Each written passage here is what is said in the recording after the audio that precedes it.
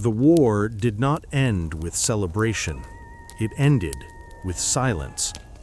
Not the peaceful kind, but the kind that follows destruction so complete that even grief seems exhausted. Carthage had burned for days. The flames consumed temples, homes, archives, entire generations of memory reduced to ash. When the fires finally died, they left behind a city that no longer spoke. The Roman legions stood among the ruins, victorious. The battle was over. The enemy was defeated. And yet, something lingered. Because war does not end when the fighting stops. It ends only when those who survive are dealt with. The screams had faded. The clashing of steel was gone. But the story of Carthage was not finished. Not yet. In the aftermath, the streets were quiet in a way that felt unnatural. Stone walls still stood, blackened and cracked, as if waiting for instructions that would never come. Bodies had been cleared, the smoke thinned, and in that stillness, Rome began to take inventory. Not of buildings, not of weapons, of people. The men, those who still lived, were easy to categorize. Many were executed. Others were marched away in chains, destined for mines, galleys, or public death. But the women were something else entirely. They were not killed in haste. They were observed, measured, considered. And in that moment, their fate became far more complicated than death. Carthaginian noblewomen had once walked these streets as symbols of continuity. They were daughters of powerful families, custodians of lineage, participants in rituals older than Rome itself. They represented memory, and memory is dangerous to conquerors. Rome understood this. Empires do not fear ruins, they fear remembrance. So while the city burned, decisions were being made, quietly, deliberately, about what would happen to the women who carried Carthage within them. This was not rage, it was policy. The war had ended, but for these noblewomen, survival marked the beginning of something far more enduring. They were no longer citizens, not yet captives in the traditional sense. They were assets. Some would be spared because of their beauty, others because of their bloodline, others because their education made them useful. Each was assessed not as a person, but as potential. And that is often the most dangerous moment of all. History would later celebrate the fall of Carthage as a triumph of Roman order over chaos.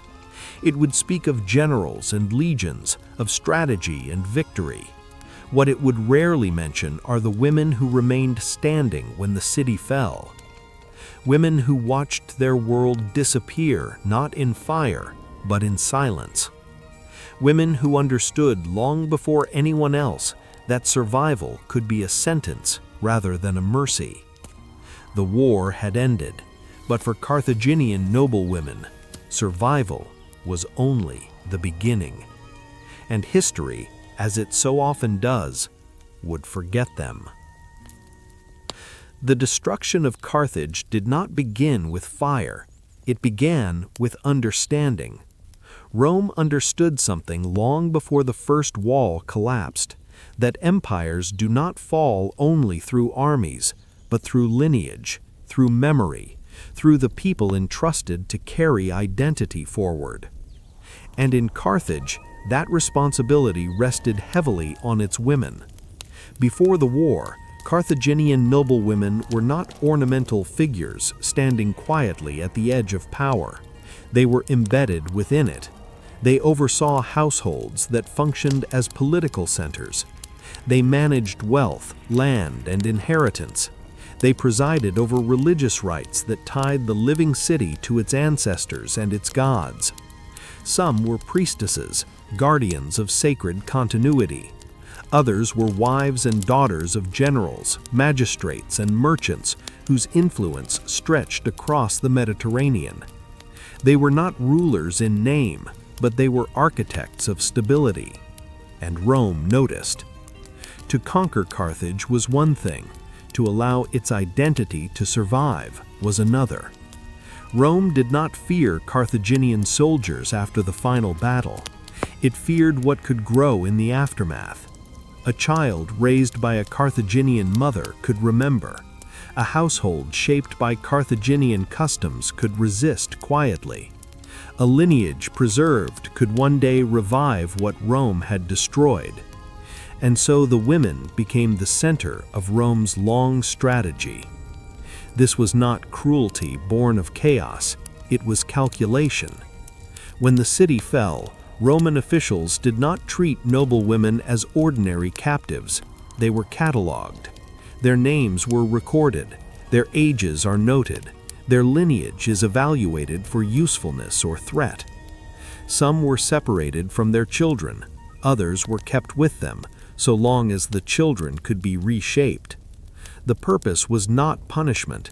It was a conversion. A conversion not of faith, but of identity. The power of a Carthaginian woman had once come from continuity, from her role as a bridge between generations. Rome severed that bridge. Noblewomen were reassigned roles that stripped meaning from their former status.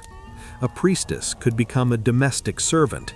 A political daughter could become a trophy wife. A guardian of tradition could become an ornament of conquest. Their authority was not destroyed outright. It was diluted, purposed, and finally absorbed. This is where the true inversion occurred. Women who once embodied cultural permanence now existed in states of permanent impermanence. They lived in Roman homes, under Roman laws, raising children who would never know their mother's world.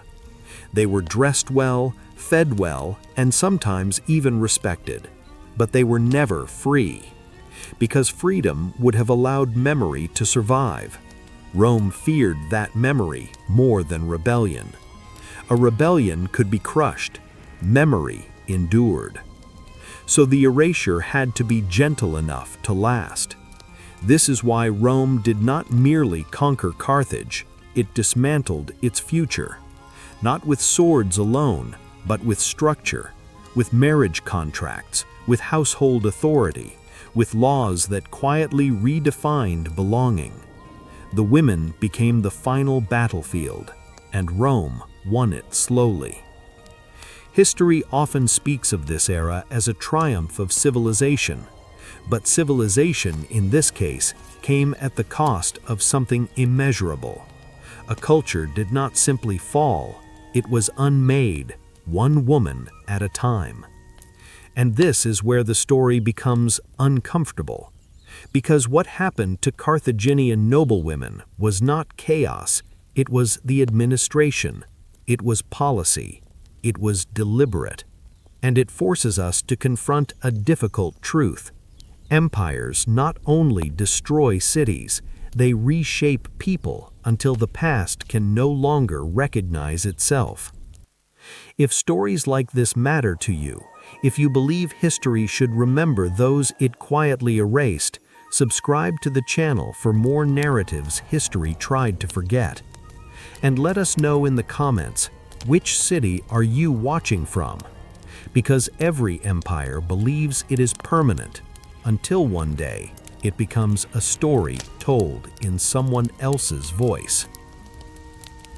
The violence did not end when the city fell, it simply changed its shape. What followed was not chaos, but organization, not rage, but administration. Rome had conquered Carthage in battle. Now it began the quieter work of control. In the days after the fires died, the surviving women were gathered. Not all at once, not indiscriminately. They were sorted. By age, by health, by lineage.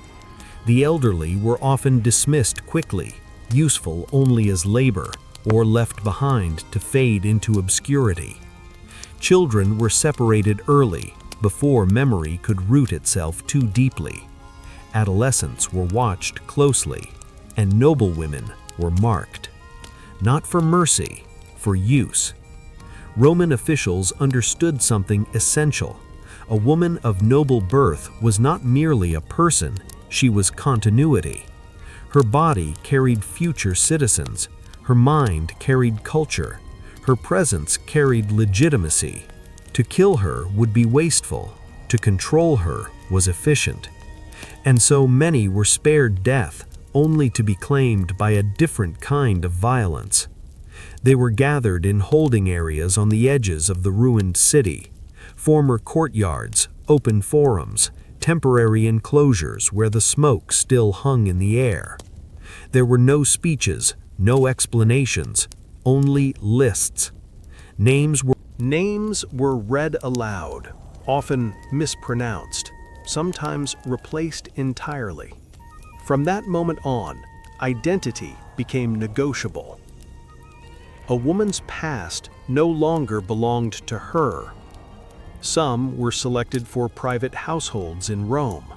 Others were assigned to generals as rewards for service.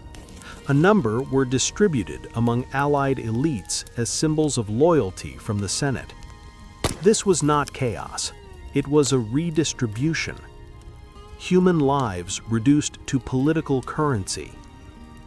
The marches began soon after. Long columns moved southward under guard, away from the ruins of Carthage.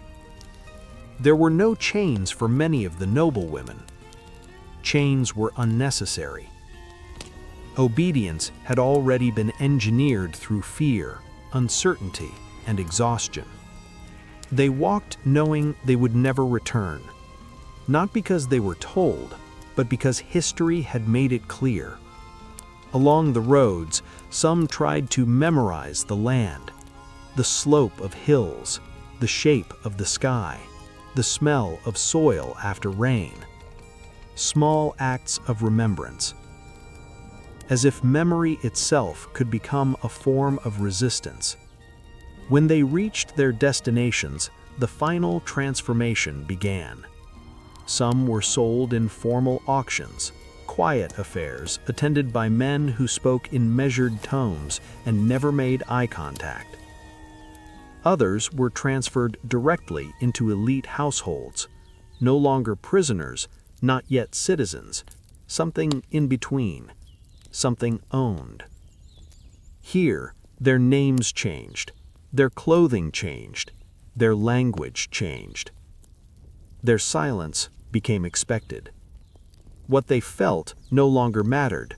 What they could produce did. A Roman victory, after all, was not complete until it reproduced itself, and reproduction required control.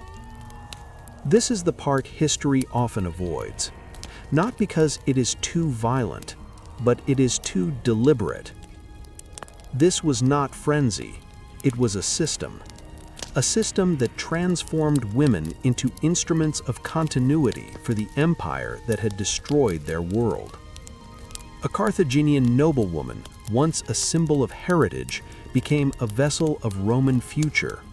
Her body, no longer her own, was folded into an imperial design. Her womb became territory. And Rome claimed it without apology. This is the moment when conquest becomes something else, not occupation, not domination, but absorption. The past is not destroyed, it is digested. By the time these women arrived in Roman homes, something essential had already been taken from them. Not dignity, not even freedom, but the certainty of belonging to themselves. They were alive, they were valued, and they were no longer whole. A Roman victory was not complete until every Carthaginian womb belonged to Rome. And with that, the war moved from the battlefield into the body, into the blood, into the future itself. The violence of conquest is often imagined as loud, screams, steel, fire. But what followed for the women of Carthage was quieter and far more enduring. This was not the violence of chaos, it was the violence of routine. When the women were absorbed into Roman households, their lives did not end. They continued, carefully regulated, carefully observed. They rose each morning in homes that were not theirs.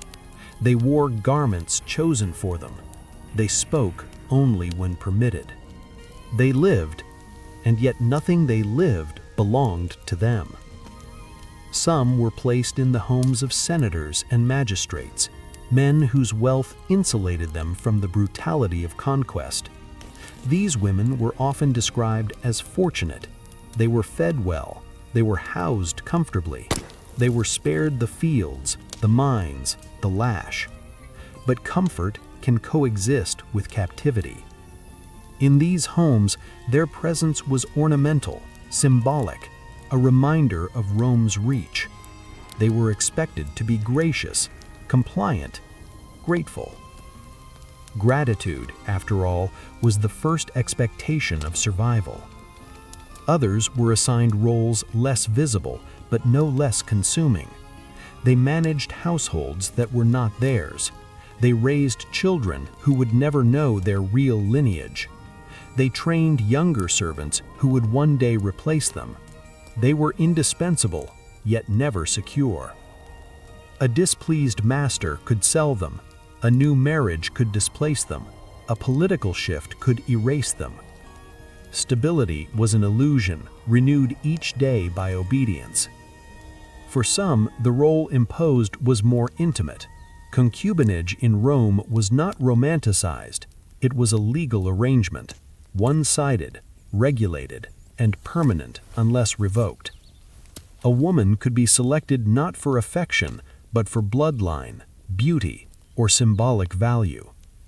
To bear a child for a Roman household was not considered motherhood in the full sense. The child belonged to the father's lineage. The mother became incidental. Her body had served its purpose. And yet these arrangements were often described as civilized. Rome told itself that it had saved these women from destruction.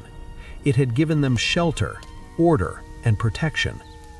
This is how power justifies itself, by redefining domination as mercy. Time passed, years, sometimes decades. The women are aged. Their language softened, then faded.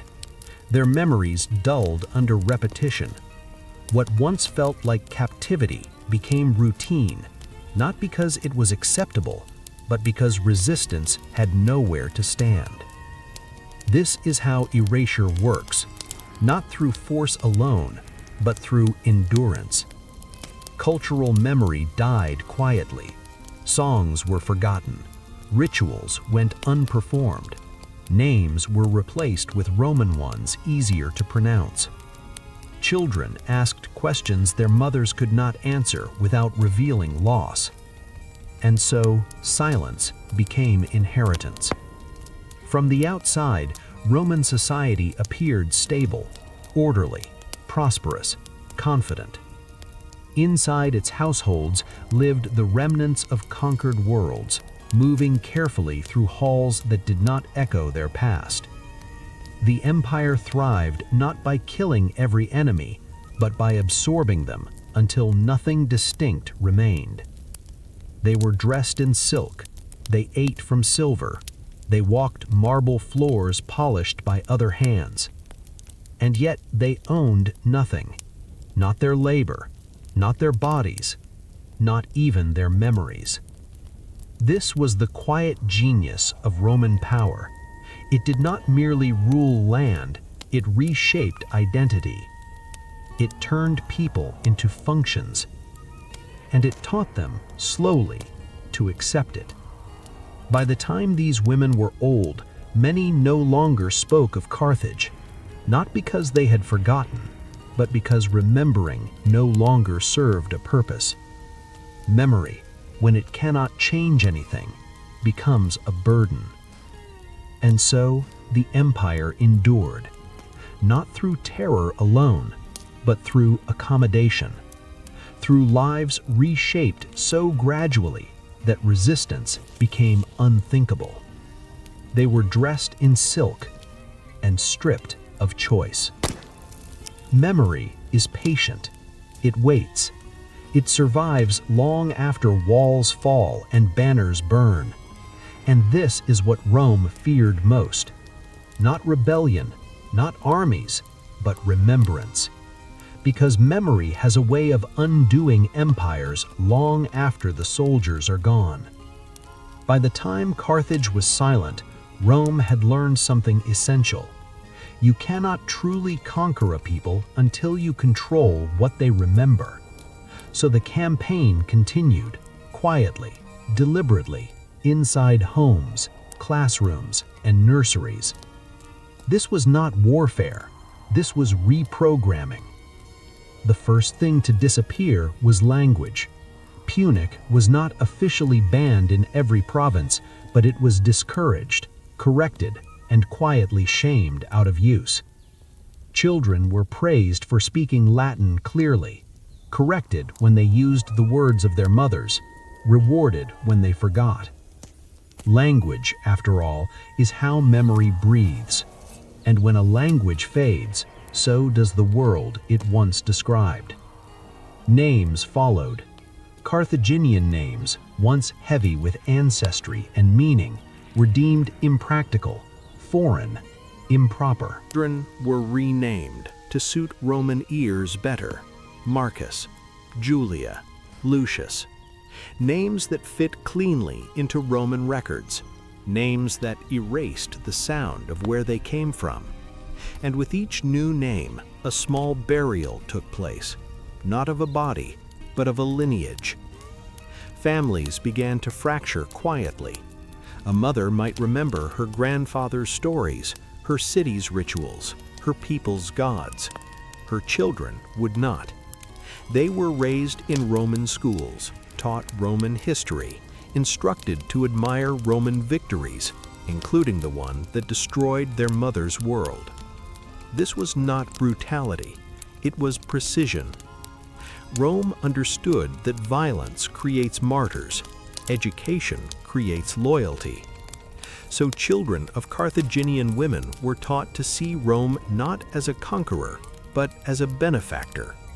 They learned discipline, law, and citizenship. They learned gratitude.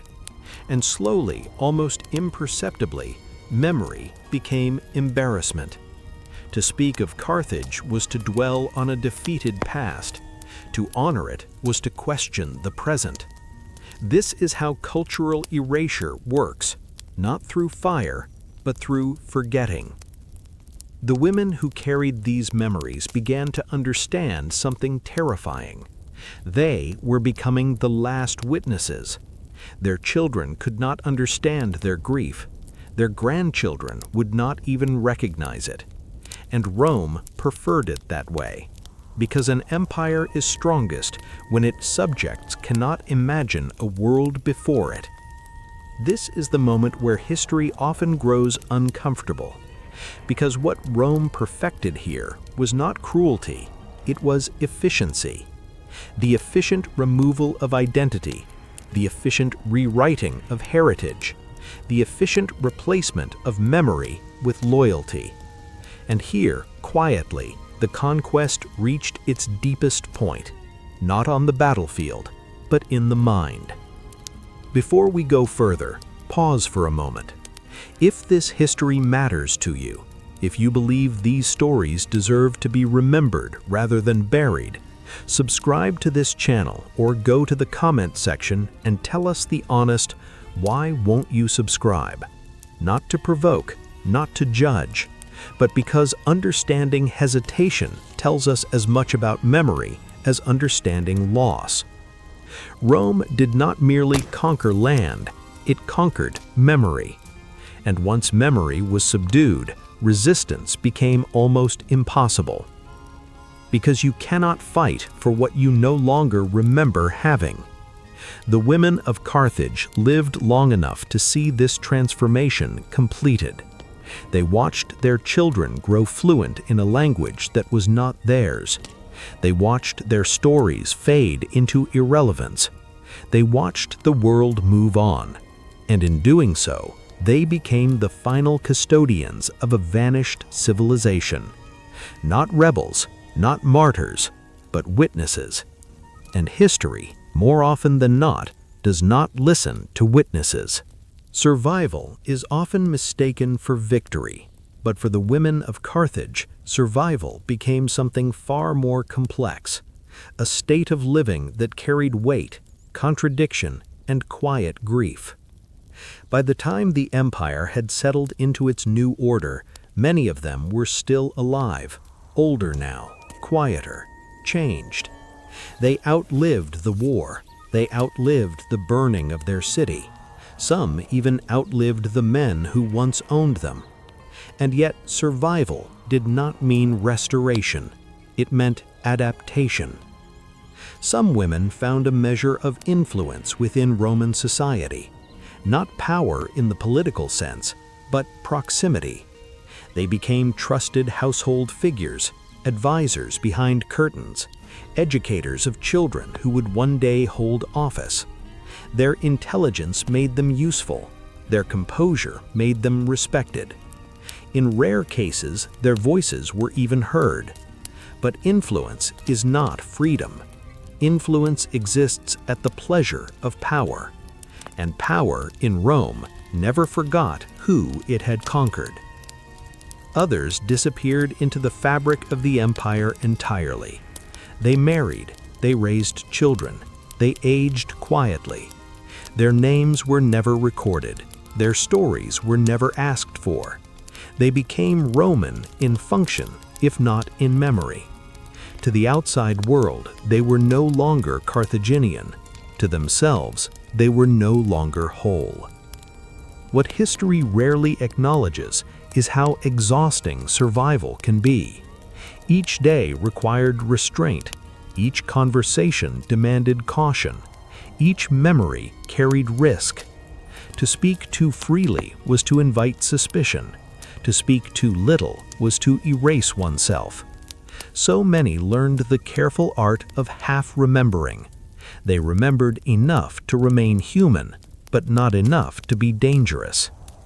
Some lived long enough to see Rome change, new emperors, new wars, new borders, and with each shift, their past felt further away.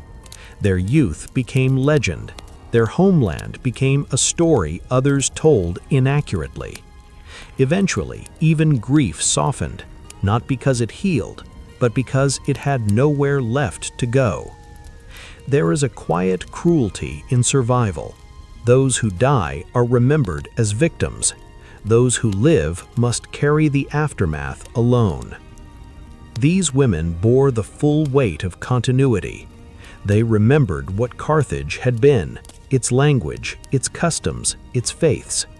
And they watched as the world decided those things no longer mattered. Some found moments of peace, a garden tended in silence, a child who listened, a memory preserved in a whispered name. But peace is not the same as justice, and adaptation is not forgiveness. They lived long enough to see their world remembered only by their enemies. History would speak of Carthage as a defeated power, a cautionary tale, a footnote to Roman greatness. And the women who carried its living memory would fade without record. This is the final cruelty of conquest. Not death, not even loss, but survival without recognition. To live on while everything that made life meaningful is slowly erased. They did not die in the fire. They did not fall in battle. They endured.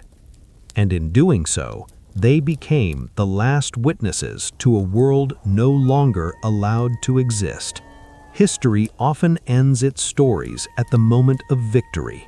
A banner raised, a city taken, a map redrawn. But the real ending, the one that lingers, is rarely recorded. Because the true cost of conquest is not paid in the moment of collapse. It is paid slowly across generations, in lives that continue after the world they belonged to has been erased. Rome called it civilization, order, law, progress. From its own perspective, it brought structure to chaos and reason to disorder. But to those who lived through its arrival, to the women who survived Carthage, it felt very different. It felt like a disappearance. They watched their world become a memory spoken only in whispers. They watched their children grow fluent in a language that could not name their grief. They watched traditions fade, not because they were outlawed, but because there was no one left who remembered how to keep them alive.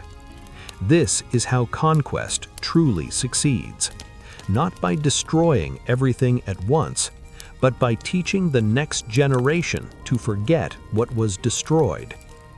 Rome did not need to silence every voice.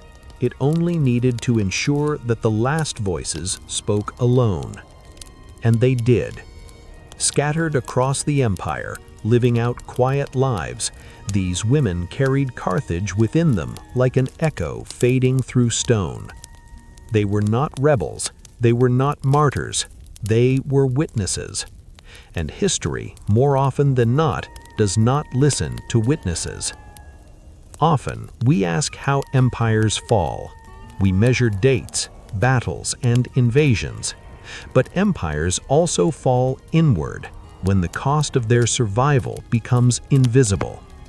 When the people they consume are absorbed so completely that their suffering leaves no trace.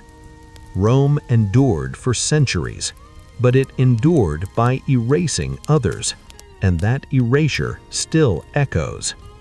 Carthage did not vanish in a single year. It vanished in kitchens and nurseries, in renamed children, in forgotten songs, in women who lived long enough to see their past survive only in fragments. That is the quiet truth behind the ruins. Empires do not fall only with fire.